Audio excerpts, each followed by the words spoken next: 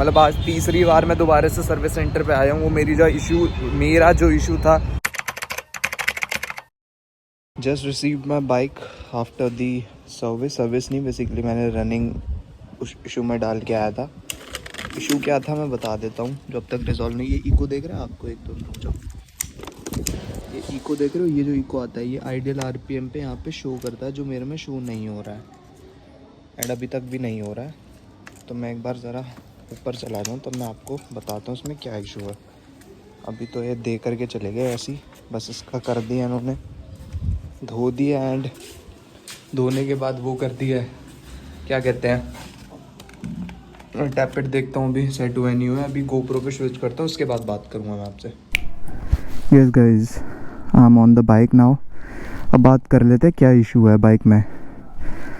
This was the third time कि मैं service centre गया। इससे पहले मैंने दिखाया होगा वीडियो में, आई डोंट रिमेंबर कि मैंने रिकॉर्ड करा था या नहीं। तो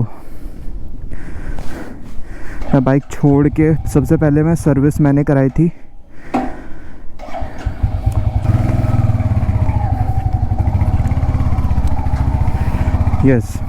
सर्विस मैंने कराई थी 11 फरवरी को। देन मुझे इशू आया 1-2 दिन में, जब मैंने रिव्यू की वीडियो डाली थी, यहाँ पे लगा दूंगा। वो मेरी नज़रों में नहीं आया था इशू, मुझे शुभू ने वो कराया, नोटिस कराया कि भैया ये इसका जो इको का वो होता है, रीडिंग होती है, वो फ्लक्चुएट कर रही है बार बार, मतलब कांस्टेंट नहीं है। देखो अब उसमें बिल्कुल, अब ये देखो यहाँ पे दिख रही होगी, आ गई है। जैसे ही रेस छोड़ता हूँ आइडियल आरपीएम पे जाती हूँ, गायब हो जाती है। ऐसा नहीं होना चाहिए as compare to the other bikes as well. उसमें क्या होता है कि आइडियल कंडीशन पे इको की रीडिंग रहती है। इको का क्या काम होता है मैं बता देता हूँ। इको की जो रीडिंग होती है बेसिकली परफॉर्मेंस मोड और आपकी जो नॉर्मल बेसिक मोड होता है उसमें डिफरेंशिएट करती है। आपका फ्यूल कंजप्शन का कितना फ्यूल कंज्यूम हो रहा है बाइक में, उससे इसका रिलेशन है। अगर नॉर्मल फ्यूल कंजप्शन हो रहा है तो इको की जो रीडिंग है वो शो होगी आपके मीटर में। अगर आपका फ्यूल कंजप्शन बहुत ज़्यादा हैवी है तो ये इको की रीडिंग चली जाती है, ठीक है। तो एक सर्टेन आरपीएम तक ही रहनी चाहिए, जैसे कि 80 तक अगर आप अपनी बाइक को रेव करते हैं। अब मुझे आरपीएम की कैलकुलेशंस नहीं पता कि कितनी आरपीएम होती है 80 की स्पीड पे। पता नहीं किसका कॉल आ रहा है। 80 की स्पीड पे अगर आप अपनी वो करते हैं बाइक को, तो 80 तक इको मोड जो है वो रहता है। 80 के ऊपर अगर आप जाते हैं तो इको मोड हट जाता है, क्योंकि बाइक जो है वो पावर मोड में चली जाती है। आई थिंक 80 भी नहीं, 90 तक रहता है, 90-100 तक। तो ये सिस्टम रहता है। बट मेरी में जैसे देखो अभी आपको दिख रहा होगा, इको जैसी रेस छोड़ी है, आइडियल आरपीएम पे गई, ये इको गायब हो जा रहा है। ये नहीं है। बाकी बाइक्स में क्या होता है कि ऐसा, या मेरी में भी पहले ही ये इको मोड रहता था जब तक कि बाइक 80 पे नहीं जाती है। चाहे आप क्या आप रेस छोड़ दो, आइडियल आरपीएम पे छोड़ दो, ये गायब नहीं होता। इंटरनल आप अगर 80 के नीचे अगर आप ऐसे दोगे रेस तो ये गायब हो जाता है, जैसे अभी गायब हुआ, क्योंकि बाइक पावर मोड में चली जाती है एकदम से। तो ये फ्लक्चुएट कर रही है, जिसकी वजह से मेरे को मेरी बाइक का एवरेज जो है वो ओवरऑल, जैसे मैं टैंक फुल कराता हूँ, मेरा टैंक फुल होता है 900, 800, 900 समथिंग का टैंक फुल हो जाता है। एंड एक टैंक फुल में मेरी बाइक जाती है 280, 270 या 290, 300 भी टच कर जाती है कभी कभी, ठीक है। तब जाके रिजर्व में लगते हैं। लेकिन 2-3 बार से क्या हो रहा है, मेरा टैंक जो है मैं फुल कराता हूँ एंड 240 पार करते ही या 250 टच करते ही मेरी बाइक रिजर्व में लग जा रही है। तो मुझे तो ओवरऑल जो मेरी एवरेज घटी है वो 30 से 35 किलोमीटर की घट गई इस दिक्कत के बाद से। तो मेरे को इशू हो रहा है। अब वो लोग ये चीज़ समझ कर नहीं दे रहे हैं, वो लोग मेरी बात मान नहीं रहे। मैं बोल रहा हूँ मेरी बाइक का फ्यूल कंजप्शन ज़्यादा है आइडियल कंडीशन पे, वो इस चीज़ को समझ ही नहीं रहे। उनकी ना समझ में आ रहा है। बड़ी मुश्किल से एक हो गई लाइट, हाँ, बड़ी मुश्किल से एक मैकेनिक के समझ में आया कि अच्छा भैया आपकी ये इशू है। उसका जो फिर मैनेजर था, फ्लोर मैनेजर, उसने समझाया उसको, फिर जाके उसकी समझ में आया। अब उन्होंने बोला भैया इसका तो कंपनी में फ्लायर जाएगा बन के, कंपनी बताएगी कि क्या है, कैसे इशू रिजॉल्व होगा। अब 2-3 बार से क्या हो रहा है कि वो यही बोल रहा है भैया कंपनी का फ्लायर आ गया। वो ये कह रहे हैं कि इको मोड सिर्फ जब शो होगा जब आपकी बाइक रनिंग कंडीशन में होगी, आइडियल में नहीं होगा। मैंने कहा तो भैया, फिर मैंने उनसे ये बोला, मैंने कहा तो फिर आपने कंपैरिजन आपके सामने हुआ है 2-3 बाइक्स का? मैंने कहा उनमें क्यों आ रहा है, या तो उनमें भी सेम इसमें होता।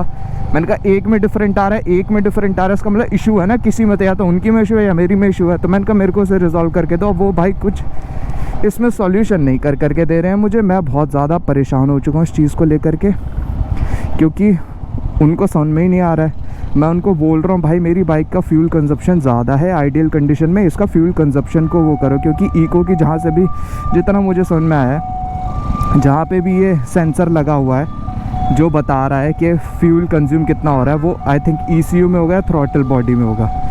अब जब थ्रॉटल बॉडी में जब पेट्रोल जा रहा है, इसका मतलब ज़्यादा जा रहा है आइडियल कंडीशन में भी, इससे वो रीडिंग जो है वो फ्लक्चुएट कर रही है।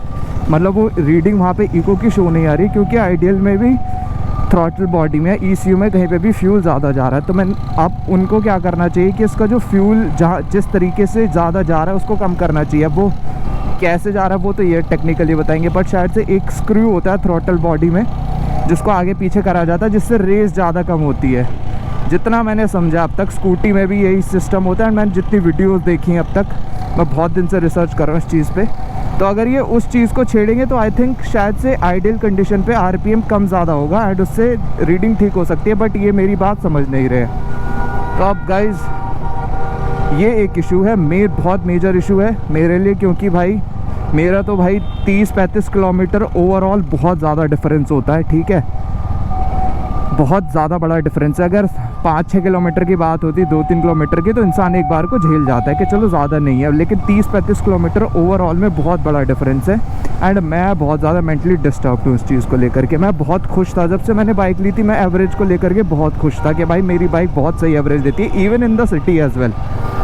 सिटी में भी मेरी बाइक मुझे 30 से 32 का एवरेज निकाल करके देती है बड़े प्यार से, जो कि मैं बहुत रफ तरीके से चलाता हूँ अपनी बाइक को सिटी में, बार बार क्लचेस यूज़ करने, क्योंकि ट्रैफिक बहुत होता है दिल्ली NCR में। जो लोग दिल्ली NCR से वीडियो देख रहे हैं, यहाँ पे ट्रैफिक बहुत ज़्यादा होता है, तो उसके हिसाब से मेरी बाइक बहुत रफ़ चलती है। एंड उसके बाद भी मेरी बाइक बहुत अच्छा एवरेज मुझे निकाल करके देती है। लेकिन थर्ड सर्विस के बाद से इन्होंने मेरी जो बाइक की रेड मारी है ना, बहुत गंदी रेड मारी है। तो भाई मैं बहुत ज़्यादा डिसअपॉइंटेड हूँ। अब मुझे पता चल रहा है कि जो लोग वीडियोस डालते हैं हंटर में ये इशू है वो इशू, मैं अब तक रिलेट नहीं कर पा रहा था कुछ, क्योंकि मेरी में कुछ इशू नहीं आया था। तो अब मैं रिलेट कर पा रहा हूँ। जो लोग इतनी फ्रस्ट्रेशन में वीडियो ये ऐसे है ना, बट अब मैं टोटली रिलेट कर पा रहा हूँ कि मेरी बाइक में भी जब इशू आया है कि वो लोग क्या सिचुएशन फेस कर रहे होते हैं, अब मुझे पता चला है। तो ये है, अब ये अपडेट है। ये वीडियो मुझे नहीं पता मैं पूरी कब डालूँगा, मैं अभी अपडेट लेता जा रहा हूँ। अभी उन्होंने बोला अभी तो आप बाइक ले लो भैया, सर आगे एक हफ्ते में जब भी आपको टाइम मिले, मैं आपकी वो क्लोज़ नहीं कर रहा हूँ ये कंप्लेंट, मैं इसका फ्लायर कंपनी को बार बार भेजूँगा एंड जो भी रिवर्ट आता है मैं बताऊँगा। मैंने कहा भाई आप देख लो जैसे करना, मुझे रिज़ॉल्व करके दो, मेरी बाइक है वारंटी में, चाहे कुछ भी करो, मुझे ये प्रॉब्लम रिज़ॉल्व करके दो। अब वो जाने, उनका काम जाने भाई, मेरे को नहीं पता। ठीक है, तो ये है। चलो बाकी और क्या अपडेट होगा वो मैं आपको दिखाता हूँ। ये देखो, आप इस पर ध्यान दो, ये देखो जैसी रेस छोड़ी चली गई, अभी कांस्टेंट हुआ आ गई, ये दिक्कत हो रही है। हाय गाइस, सो आज इस लास्ट वाली जो मैंने वीडियो रिकॉर्ड करी है GoPro से, उससे ऑलमोस्ट अबाउट 1.5 वीक हो चुका है। 1.5 नहीं, ऑलमोस्ट 2 वीक्स कंप्लीट हो चुके हैं। एंड वो जो इको वाली जो प्रॉब्लम थी वो अभी भी स्टिल एग्जिस्ट, बट एक चीज़ उसके बाद हुई है कि मेरी बाइक का एवरेज जो है, जो लास्ट में सर्विस के लिए दी थी, मतलब इसके बाद से एवरेज मेरा खुल चुका है। एवरेज मेरा पहले वाला जितना पहले एवरेज देती थी फुल टैंक पे 280 290 तक बाइक खिंच जाती है, बट इको की वो जो रीडिंग है वो अभी भी ऐसे ही कर रही है। तो अब मुझे कुछ उससे इतना ज़्यादा इशू नहीं है, क्योंकि मेरा मेन जो कंसर्न था वो एवरेज का था कि उसकी वजह से मेरी एवरेज ड्रॉप हो गई थी काफ़ी ज़्यादा, 30 से 40 किलोमीटर की, वो अब ठीक हो चुकी है, तो अब कोई इशू नहीं है। नेक्स्ट इज़ टैपेड नॉइज़ जो आ रही थी। टैपेड नॉइज़ जब मुझे बाइक की डिलीवरी दी गई तो टैपेड नॉइज़ एक हफ्ता ठीक रही, 1-2 दिन 3-4 दिन तक ठीक रही, लेकिन अब दोबारा से टैपेड नॉइज़ बढ़ गई है, पता नहीं क्यों। एक इशू अब मुझे दोबारा आ रहा है, वो भी एक मेजर इशू है। मेरी बाइक अपने आप बंद हो जाती है जब मैं गियर चेंज करता हूँ गियर ट्रांसमिशन के टाइम पे। तो ऐसा लगता है मैं क्लच दबाता हूँ, थर्ड से सेकंड पे आता हूँ, शिफ्ट डाउन करता हूँ तब बंद होती है। तो बाइक ऐसा फील होता है क्लच दबाने पे कि बाइक की जो रेस है वो बहुत ज़्यादा कम हो गई है, और बाइक की जब रेस कम होती है तो ऑब्वियसली वो बंद हो जाती है अपने आप। अब ये एक और इशू आ गया है, ये काफ़ी टाइम से हो रहा है। मैं दोबारा से लेकर के जाऊंगा बाइक को, पता नहीं कब, जब भी टाइम लगेगा। ये शायद से 2-3 कंडीशन हो सकते हैं। अगेन स्पार्क प्लग में दिक्कत हो सकती है, थ्रॉटल बॉडी में दिक्कत हो सकती है, क्लच में इशू हो सकता है। तो इसका तो सॉल्यूशन तभी निकलेगा जब मैं जाऊंगा। बाकी एज सच ये 2 मेजर इशू मैंने बता दिए। टैपेट की नॉइज़ दोबारा आ रही है एंड ये बाइक बंद हो जा रही है एब्रप्टली ट्रैफिक में जब मैं शिफ्ट डाउन करता हूँ। तो ये है। बाकी इस वीडियो में ये ही था टोटल, मैंने आपको एक्सप्लेन कर दिया, और आगे नेक्स्ट वीडियो में बात करेंगे, कुछ और लेकर के आऊँगा। And thank you so much guys for watching this video. If you like the video, अगर आपको कुछ इन्फॉर्मेटिव लगी हो थोड़ा सा, and if you are also Hunter rider, तो do drop down a comment in the comment section. Till then, stay tuned. I'll see you again in the next video. Thank you so much guys. Signing off. My name is Vivek. धुएं के बादल है दुनिया ये मादर है, छोड़ जोरी से दादर है शोर, वाइब जैसे कान में कादर है बादशाह।